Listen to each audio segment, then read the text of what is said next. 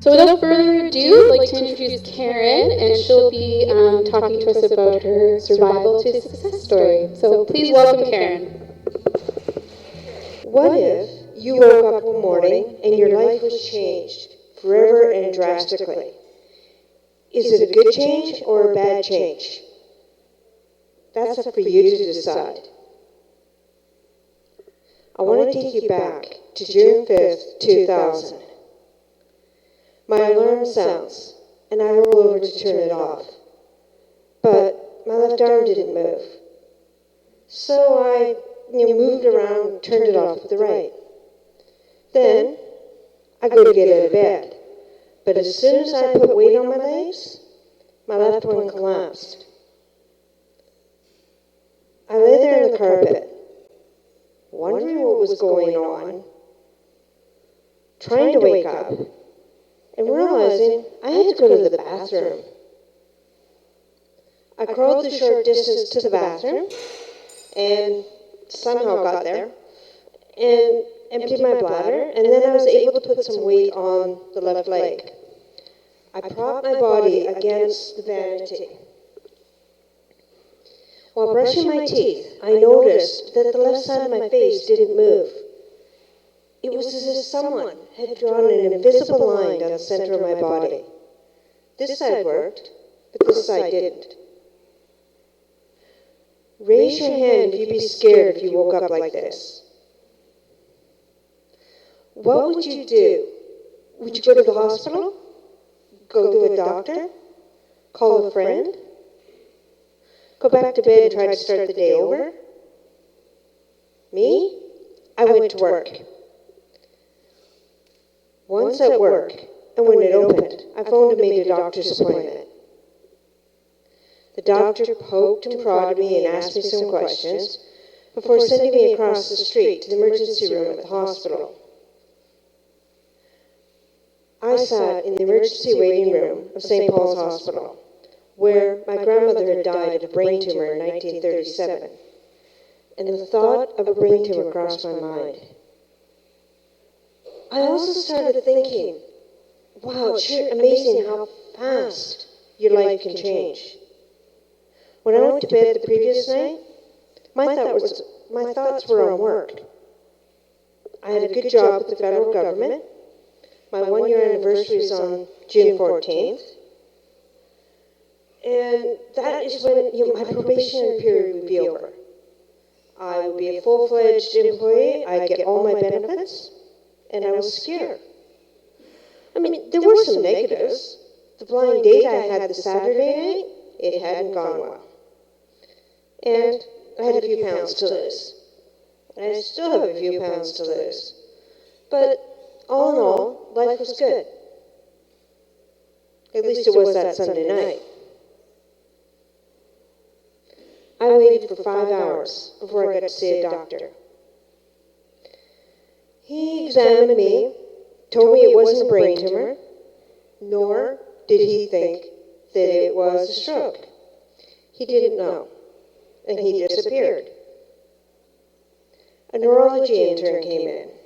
He poked and prodded me and asked me some questions, and then left to make phone calls.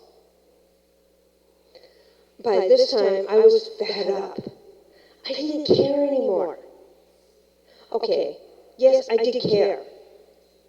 But I wanted to go home. I was tired. I was hungry. I wanted a cigarette. Finally, after 7.5 hours, I was allowed to leave without any answers. 2 days later, I went to a neurologist. He poked and prodded me and asked me some questions. And I tried. I did try to be a good patient. But I was starting to get scared. And there was still no answers, not even a hint of what was going on. My mother had come to the appointment with me. And when we left, I turned to her and said, Mom, I'm afraid that one night I'm going to go to sleep and not wake up. She took my hand and said, then you call me every morning, so you have to wake up. I got a pretty special mom, don't I? I really wanted to know what was going on with my body, but it was more than that. In 1984, I went horseback riding. The horse had a heart attack and fell on me, cracking my skull. Ever since then, I had weird things happening with my body. Sudden numbness in the limbs, unexplained pains, weird things happening with my eyesight. I go to doctors, but they all just said there was nothing wrong. It was all in my mind. I wasn't making this up. This was real. Now, my big fear was that with all this testing, they wouldn't find anything. And once again, I would be left with symptoms and no answers. June 14th. I went in to see the neurologist after an MRI. He looked at me and said, multiple sclerosis. I was relieved. This was good news at first. Finally, I had a name to put to everything that was going wrong. As my late father said, the devil you know is better than the one you don't. One of my first thoughts, and don't ask me why I thought this, was that I would never again be able to climb the 2.9-kilometer hike up the side of Grouse Mountain, known as the Grouse Grind. That was quickly replaced with, thank God I don't have to climb the grind. Diagnosis in hand, I thought that I would just take some time off work and then return and everything would go back to normal. Yeah, right. That's not what happened. Have you ever heard the saying, man plans, God laughs? Well, God was laughing here. Because I did take 5 weeks off work, the paralysis went away, though it left the left side weak, and I returned to my old schedule. But one of the symptoms of MS is chronic fatigue, and I was exhausted all the time. Plus, I was having symptoms, numbness in my legs, bladder control problems swallowing, leg tremors, eyesight problems. It seemed that every day something new was going wrong.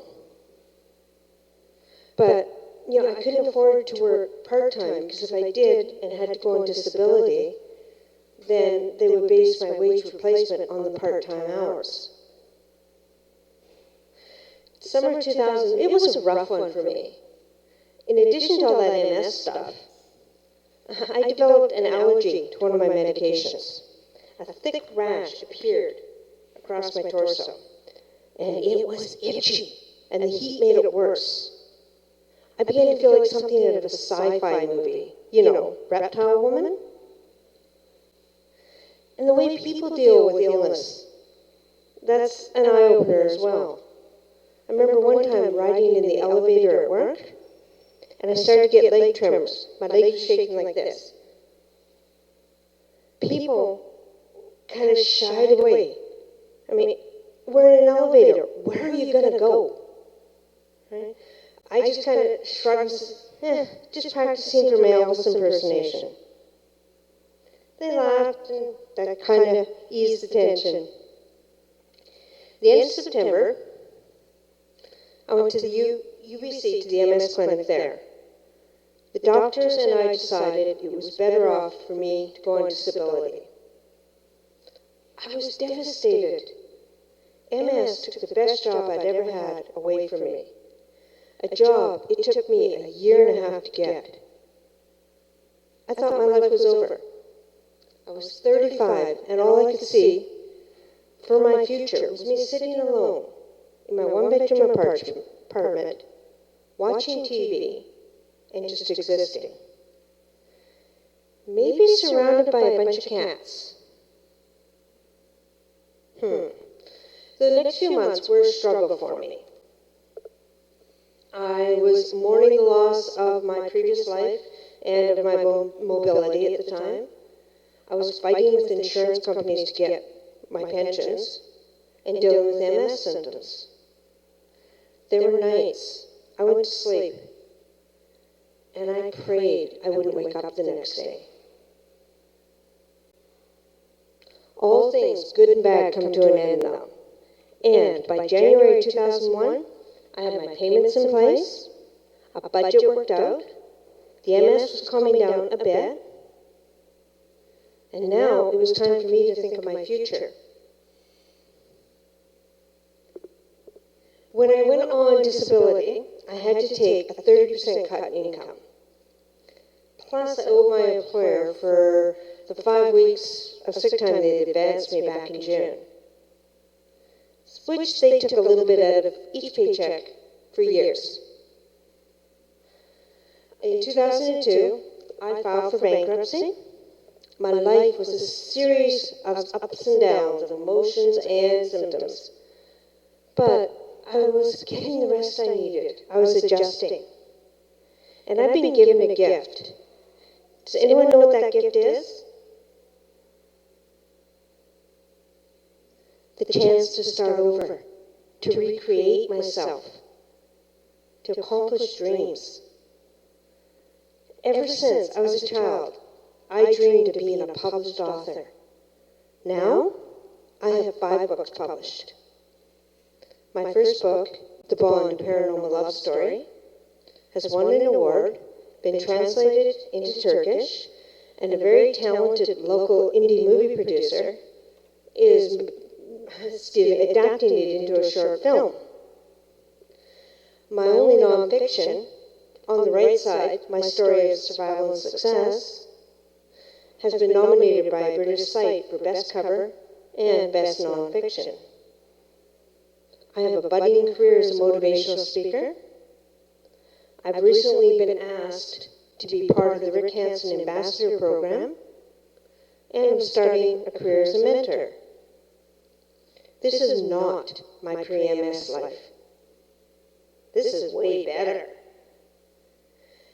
But I don't think I've done anything special. I don't think I've done anything that anyone else can't do.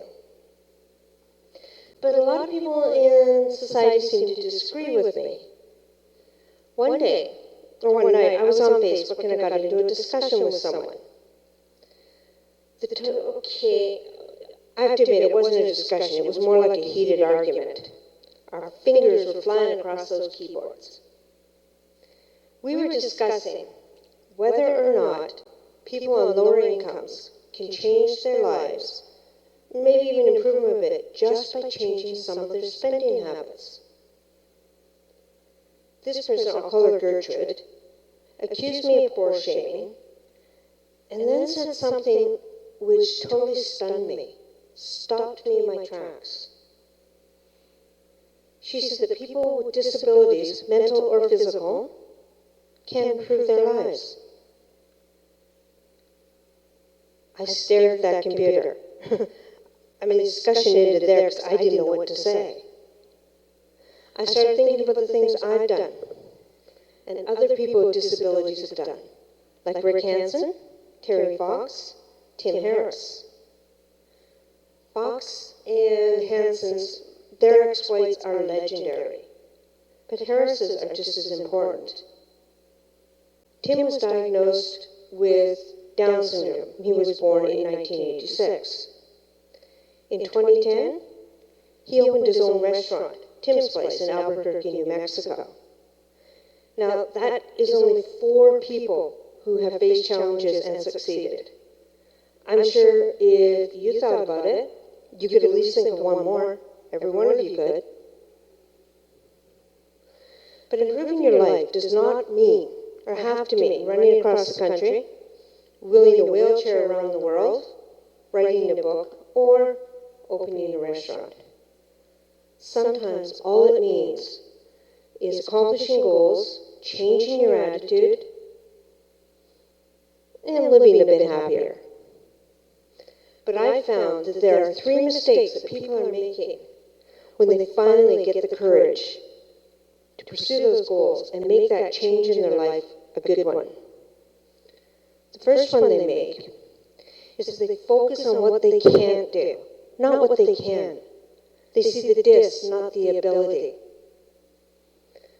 I once got a letter from Rick Hansen in which he stated that I was to focus on what I can do and do the best with what I have.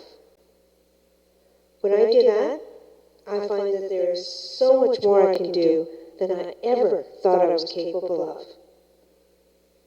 Mistake number 2, people are focused on that big goal and they get tunnel vision. The goal is way up here and they're down here. All they can see is the stretch of time in between. It's overwhelming and it intimidates them. They don't know where to start, so they don't. They just sit at home, dream, and say, what if? Mistake number 3, they try to do it alone. They don't know where to turn for help or who will understand what they're going through. Or maybe they're trying to get help from someone, like I said, who doesn't understand and who puts them down for the unique challenges they have. I've come a long way from that 35-year-old who thought her life was over just because she had lost her job and was told she'd never work again. I've had my ups and downs, but I've survived and I've flourished. Now I want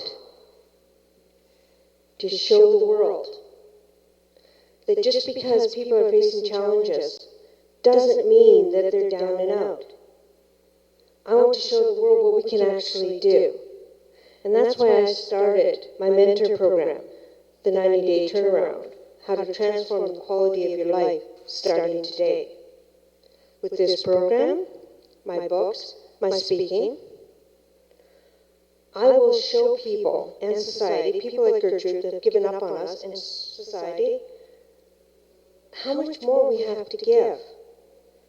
I will show the people themselves that they are capable of much more than they ever thought. And together, working together, I will take them from survival to success and prove that as long as you aren't 6 feet under, you're on the right side and anything is possible. Thank you.